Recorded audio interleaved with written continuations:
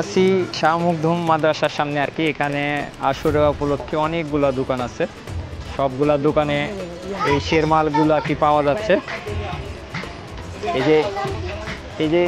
এগুলা কত করে পিস? এগুলা মাঝারিগুলো 150, মাঝারিগুলো 150, এই যে বাদাম 250 আর ছোটগুলো 80।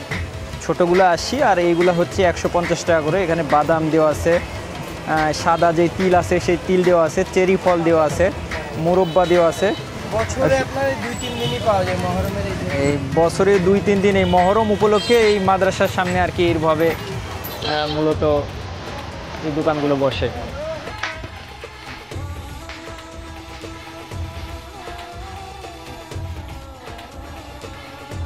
তো সেই মহরম উপলক্ষে এখানে অনেকগুলো দোকান আছে।